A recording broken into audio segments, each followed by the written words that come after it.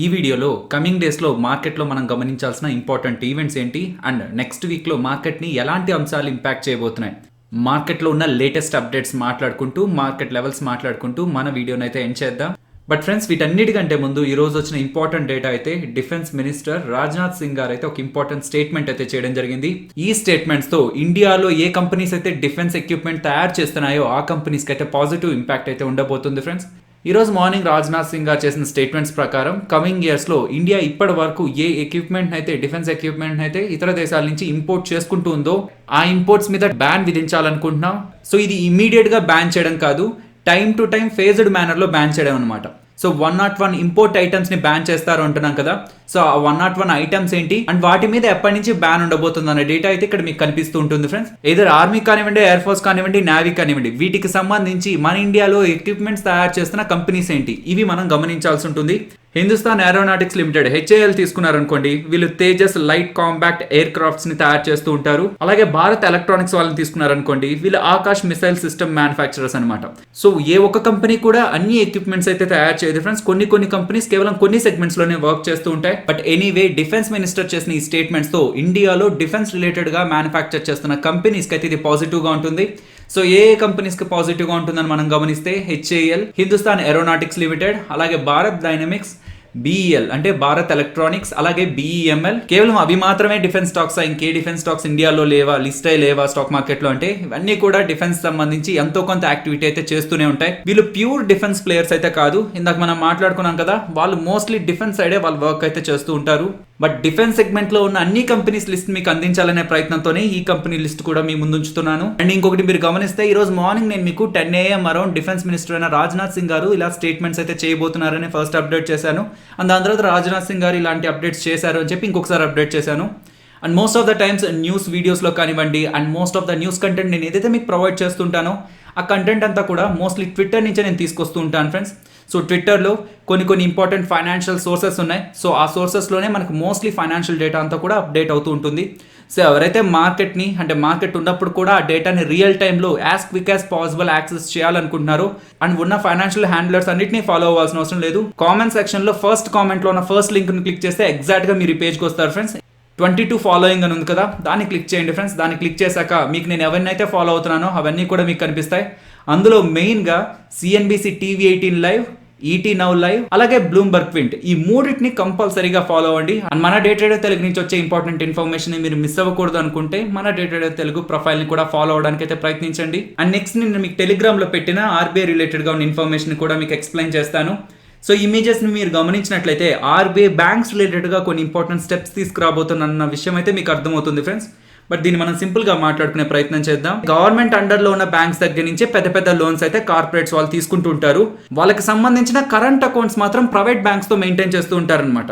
RBI చేస్తున్న statements ప్రకారం ఎవరైనా ఒక బ్యాంక్ దగ్గర నుంచి ఎక్కువగా లోన్ తీసుకొని ఉంటే వాళ్ళకి సంబంధించిన కరెంట్ అకౌంట్ ని కూడా ఆ బ్యాంక్ తోనే మెయింటైన్ చేయాల్సి ఉంటుంది. కానీ లోన్ ఒక దగ్గర, కరెంట్ అకౌంట్ ఇంకొక దగ్గర మెయింటైన్ చేయడం అనేది కుదరదు అనేలాగైతే స్టేట్మెంట్స్ అయితే కనిపిస్తున్నాయి. దీంతో ఇప్పటి వరకు లోన్స్ ఏమో పబ్లిక్ సెక్టార్ అండర్టేకింగ్ లో, కరెంట్ అకౌంట్స్ ఏమో ప్రైవేట్ బ్యాంక్స్ లో జరుగుతున్నది కాస్త ఇప్పుడు కొంత అయితే చేంజ్ అవబోతుంది ఫ్రెండ్స్. ఇది ఇంకొంత ప్రొసీడ్ అయినట్లయితే చిన్న ప్రైవేట్ బ్యాంక్స్ లో ఏ కార్పొరేట్స్ అయితే కరెంట్ అకౌంట్స్ మెయింటైన్ చేస్తూ ఉంటారో వాళ్ళ కరెంట్ అకౌంట్స్ ని వాళ్ళు ఎక్కడైతే పెద్ద లోన్స్ తీసుకుంటారో ఆ బ్యాంక్స్ కి అయితే షిఫ్ట్ చేయాల్సి ఉంటుంది.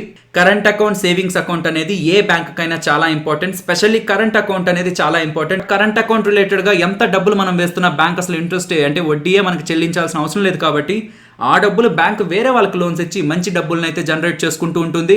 RBI తీసుకురాబోతున్న ఈ చర్యల వల్ల చిన్న ప్రైవేట్ బ్యాంక్స్ అయితే ఖచ్చితంగా ఇంపాక్ట్ అవడానికి ఛాన్సెస్ అయితే ఉన్నాయి ఫ్రెండ్స్. ఈ రీసెంట్ టైమ్స్ లో అండ్ ఇప్పుడు కంటిన్యూ అవుతున్న మార్కెట్ రిలేటెడ్ గా ఉన్న పాజిటివ్ అలాగే నెగిటివ్ ఈవెంట్స్ గురించి మాట్లాడుకుందాం ఫ్రెండ్స్. పాజిటివ్ ఈవెంట్స్ గురించి మాట్లాడుకుంటే రీసెంట్గా RBI వాళ్ళు RBI మీటింగ్లో వన్ టైం లోన్ రీస్ట్రక్చరింగ్ అనేది అనౌన్స్ చేయడం జరిగింది.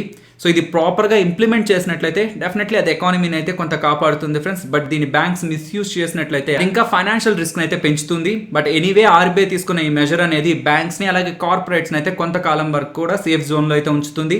అలాగే వ్యాక్సిన్ రిలేటెడ్గా కొంత స్పెక్యులేషన్ అయితే నడుస్తూ ఉంది. ఈ ఆగస్టులోనే వ్యాక్సిన్ వస్తుంది, రష్యా వాళ్ళు తీసుకురాబోతున్నారు అనేలాగైతే మనకి మీడియా సోర్సెస్ దగ్గర నుంచి అయితే అప్డేట్స్ వస్తున్నాయి ఫ్రెండ్స్. వీటన్నిటికంటే కూడా మోస్ట్ ఇంపార్టెంట్ పాజిటివ్ ఫ్యాక్టర్ మన మార్కెట్ని కాదు గ్లోబల్ మార్కెట్ని కొంత పాజిటివ్గా డ్రైవ్ చేయబోయే ఫ్యాక్టర్ అయితే అమెరికాకు సంబంధించిన సెకండ్ స్టిమ్యులస్ ప్యాకేజ్ అనమాట. అమెరికా వాళ్ళు ఫస్ట్ స్టిమ్యులస్ ప్యాకేజ్ అంటే ఈ వైరస్ ఇంపాక్ట్ స్టార్ట్ అయిన తర్వాత అమెరికా ప్రజలను కాపాడుకునేందుకు వాళ్ళ దగ్గర ఒక ప్యాకేజ్ అయితే వాళ్ళు అనౌన్స్ చేయడం జరిగింది. మొదటి ప్యాకేజ్గా $3 ట్రిలియన్ అయితే అమెరికా వాళ్ళు అయితే అనౌన్స్ చేశారు ఫ్రెండ్స్. అండ్ ఇప్పుడు సెకండ్ స్టిమ్యులస్ ప్యాకేజ్ అంటే సెకండ్ ప్యాకేజ్ కూడా ఈ నెక్స్ట్ వీక్ లో రాబోతుందని చెప్తున్నారు. అది మార్కెట్స్ ని ఇంకాస్త టాప్ సైడ్ కి అయితే తీసుకువెళ్తాయి. కాబట్టి యూఎస్ దగ్గర నుంచి వచ్చే stimulus package second stimulus package related గా ఉన్న డేటాను అయితే మనం గమనించాలి. అండ్ ఇంకొక ఇంపార్టెంట్ ఈవెంట్ మార్కెట్ రిలేటెడ్ గా ఉన్న ఇంపార్టెంట్ ఈవెంట్ అయితే మనకి మండే 10th అయితే అప్డేట్ అవ్వబోతుంది friends. Adjusted gross revenue AGR related గా సుప్రీం కోర్ట్ అయితే తన జడ్జ్మెంట్ అయితే చెప్పబోతుంది. అండ్ ఇంకొకటి ఫ్రెండ్స్, వడాఫోన్ ఐడియా రిలేటెడ్ గా ఎటువంటి అప్డేట్ ఉన్నా నేను మన ఛానల్ వీడియోస్ లో మీకు అప్డేట్ చేస్తూ వచ్చేది, టైం టు టైం అప్డేట్ చేస్తూ వచ్చేది. కేవలం వడాఫోన్ ఐడియా రిలేటెడ్గా ఎవరైతే ఇన్వెస్ట్మెంట్ చేస్తుంటారో వాళ్ళకి ఇన్ఫర్మేషన్ ఇవ్వాలనే కాదు, వడాఫోన్తో పాటు కొన్ని బ్యాంక్స్ అలాగే భారతీ ఇన్ఫ్రాటెల్లో ఇన్వెస్ట్మెంట్ చేసిన వాళ్ళకు కూడా వడాఫోన్ ఐడియాలో ఏం జరుగుతుందనేది తప్పకుండా టైం టు టైం తెలుసుకోవాల్సి ఉంటుంది. బికాస్ వడాఫోన్ ఐడియాకి కొన్ని బ్యాంక్స్ కొంత ఎక్కువ అమౌంట్ అయితే లోన్స్గా ఇవ్వడం జరిగిందనమాట. ఇండస్ఇండ్ బ్యాంక్ కానివ్వండి, ఐడిఎఫ్సి ఫస్ట్ బ్యాంక్ కానివ్వండి, ఎస్ బ్యాంక్ కానివ్వండి, ఇలాంటి కొన్ని బ్యాంక్స్ అయితే లిస్ట్ ఉన్నాయి.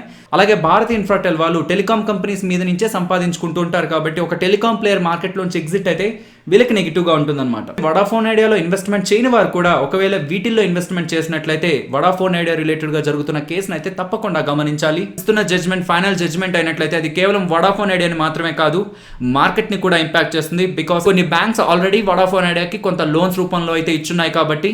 అండ్ ఫ్రెండ్స్, టెలిగ్రామ్ రిలేటెడ్గా క్లిక్ చేస్తే లింక్ ఓపెన్ అవ్వట్లేదు అని చెప్పి కామెంట్ అయితే చేస్తున్నారు. మీరు టెలిగ్రామ్ యాప్ డౌన్లోడ్ చేసిన తర్వాత మీరు ఇక్కడ సెర్చ్ అనే ఒక సింబల్ కనిపిస్తుంటుంది. అక్కడికి వెళ్ళి డే ట్రేడర్ తెలుగు టోటల్గా మీరు ఇంగ్లీష్లో టైప్ చేసినట్లయితే మీకు ఆల్మోస్ట్ 87,000 సబ్స్క్రైబర్స్ ఉన్న ఒక ఛానల్ అయితే కనిపిస్తుంది ఫ్రెండ్స్. ఆ ఛానల్ని క్లిక్ చేసి జాయిన్ అవడానికి అయితే ప్రయత్నించండి. సో డే ట్రేడర్ తెలుగుకి సంబంధించి అది ఒకటే అఫీషియల్ ఛానల్ ఫ్రెండ్స్, మిగతా ఏ ఛానల్స్ కూడా మన ఛానల్స్ అయితే కాదు. నెక్స్ట్ ఇండస్ఇండ్ బ్యాంక్ అలాగే ఎవర్ రెడీ ఇండస్ట్రీస్ రిలేటెడ్ గా ఒక ఇంపార్టెంట్ అప్డేట్ గురించి మాట్లాడుకోవాలి ఫ్రెండ్స్. ఎవర్ రెడీ ఇండస్ట్రీస్ కి సంబంధించిన promoters ever ready industries shares ని ఇండస్ఇండ్ బ్యాంక్ దగ్గర ప్లెడ్జ్ చేయడం జరిగింది అనమాట, అంటే తాకట్టు పెట్టడం జరిగింది. సో ఎవర్ రెడీ ఇండస్ట్రీస్కి సంబంధించి 7.82% స్టేక్ని ఇండస్ఇండ్ బ్యాంక్ వాళ్ళ దగ్గర తాకట్టు పెట్టారు ఫ్రెండ్స్. ఇది షేర్స్ రూపంలో మాట్లాడుకుంటే ఎవర్ రెడీ ఇండస్ట్రీస్కి సంబంధించిన 56,80,000 షేర్స్ని ఇండస్ఇండ్ బ్యాంక్ వాళ్ళ దగ్గర అయితే తాకట్టు పెట్టి డబ్బులు అయితే ఎవర్ రెడీ ఇండస్ట్రీ ప్రమోటర్స్ అయితే తీసుకోవడం జరిగింది. కాకపోతే అలా తీసుకున్న డబ్బులు రిలేటెడ్గా సకాలంలో రీపేమెంట్ చేయలేదు కాబట్టి ప్లెడ్జింగ్ యాక్టివిటీని అయితే ఇన్వోక్ చేయడం జరిగింది అనమాట. అంటే కమింగ్ టైమ్స్లో ఇండస్ఇండ్ బ్యాంక్ వాళ్ళు కావాలనుకుంటే ఎవర్ రెడీ ఇండస్ట్రీస్ షేర్స్ అయితే మార్కెట్లో అయితే సెల్ చేయొచ్చు ఫ్రెండ్స్. అండ్ మార్కెట్లో ఉన్న మోస్ట్ ఆఫ్ ద కంపెనీస్ అయితే వాళ్ళ రిజల్ట్స్ని ఆల్రెడీ అనౌన్స్ చేశారు. బట్ నెక్స్ట్ వీక్లో ఆల్మోస్ట్ మనకి 700 కంపెనీస్ దగ్గరగా వాళ్ళ రిజల్ట్స్ని అయితే పోస్ట్ చేయబోతున్నాయి ఫ్రెండ్స్. ఏ కంపెనీస్ రిజల్ట్స్ పోస్ట్ చేయబోతున్నాయన్న డేటా అయితే ఇప్పుడు మీకు స్క్రీన్ పైన అయితే కనిపిస్తూ ఉంటుంది. నిఫ్టీ అలాగే bank Nifty support and resistance మాట్లాడుకుందాం ఫ్రెండ్స్. నిఫ్టీ సపోర్ట్ ఇమీడియట్ గా 11,120 దగ్గర గమనిస్తున్నాను. అండ్ రెసిస్టెన్స్ 11,260 దగ్గర. And bank Nifty support immediate గా 21,440 దగ్గర గమనిస్తున్నాను ఫ్రెండ్స్. And resistance 21,870. ఇఫ్ అది బ్రేక్ అయితే 22,240 దగ్గర. నెక్స్ట్ నిఫ్టీ ఆప్షన్ చైన్ మాట్లాడుకునే ప్రయత్నం చేద్దాం. ఇప్పుడు మీరు చూస్తున్నది 27th August monthly expiry contract data. Even మీరు 13th August weekly expiry contract డేటాలో చూసినా సరే ఇప్పుడు మనం ఏం మాట్లాడుకోబోతున్నామో అది కూడా సేమ్ కాంట్రాక్ట్లో అయితే రిఫ్లెక్ట్ అవుతుంది ఫ్రెండ్స్. సో ఇక్కడ మీరు గమనిస్తే ప్రెసెంట్ ఉన్న లెవెల్స్ నుంచి మార్కెట్ టాప్ సైడ్కి మూవ్ అవుతుందంటే ఎక్కడ ఓవరాల్ ఓపెన్ ఇంట్రెస్ట్ ఎక్కువగా ఉందని మీరు గమనిస్తే 11,500 దగ్గర మీకు స్ట్రాంగ్ డేటా అయితే ఫామ్ అవుతూ ఉంటుంది. సో 11,500ని ఇన్కమింగ్ డేస్లో మనం ఒక రెసిస్టెన్స్గా అయితే గమనించవచ్చు ఫ్రెండ్స్. అండ్ ప్రెసెంట్ ఉన్న లెవెల్స్ నుంచి మార్కెట్ డౌన్ సైడ్కి మూవ్ అవుతుంది అనుకుంటే ఎక్కడ ఓవరాల్ ఓపెన్ ఇంట్రెస్ట్ స్ట్రాంగ్గా ఉందని చూస్తే మొదట మీకు 11,000 దగ్గర ఆల్మోస్ట్ 30 lakhs ఓపెన్ ఇంట్రెస్ట్ అయితే ఫామ్ అయింది ఫ్రెండ్స్. సో డౌన్ సైడ్కి మూవ్ అవుతున్నప్పుడు ఇమీడియట్గా మనం 11,000ని ఒక ఇంపార్టెంట్ సపోర్ట్గా అయితే గమనించవచ్చు. ఆప్షన్ చైన్ డేటా ప్రకారం రేంజ్ అయితే 11,000 to 11,500 అని ఎలా కనిపిస్తూ ఉంటుంది ఫ్రెండ్స్. బట్ ఈ రీసెంట్ టైమ్స్లో 11,000 మార్క్ అయితే బ్రేక్ అయి డౌన్ సైడ్ కూడా మూవ్ అయింది. అండ్ 10,800 జోన్స్లో వెళ్ళి మళ్ళీ అక్కడి నుంచి బౌన్స్ అయింది. కాబట్టి మార్కెట్లో వీక్నెస్ స్టార్ట్ అయ్యి 11,000 లెవెల్ బ్రేక్ అయినా సరే 10,800 అనే లెవెల్ హోల్డ్ అవుతున్నంత వరకు కూడా మనం మళ్ళీ మార్కెట్లో కొంత బౌన్స్ అయితే ఎక్స్పెక్ట్ చేయొచ్చు ఫ్రెండ్స్. సో యూఎస్ వాళ్ళు ప్రకటించబోయే second stimulus package and next రేపు మనకి సుప్రీం కోర్ట్ వాళ్ళు ఇవ్వబోతున్న జడ్జ్మెంట్, ఈ రెండు కూడా మార్కెట్ డైరెక్షన్ అయితే డిసైడ్ చేస్తాయి. సో ఫైనల్ ఇది ఫ్రెండ్స్ మన వీడియో నచ్చిందా? సో నచ్చినట్టయితే లైక్ చేయండి ఫ్రెండ్స్. అండ్ ఈ వీడియో మన వాళ్ళకి యూజ్ అవుతుంది అనుకుంటే తప్పకుండా షేర్ చేయండి. అండ్ మన ఛానల్ని సబ్స్క్రైబ్ చేయనట్లయితే ఛానల్లో ఉన్న వీడియోస్ని చూడండి. ఇఫ్ ఆ వీడియోస్ మీకు నచ్చాయనుకోండి ఛానల్ని సబ్స్క్రైబ్ చేసి పక్కనే వచ్చే బెల్ ఐకాన్ క్లిక్ చేయండి.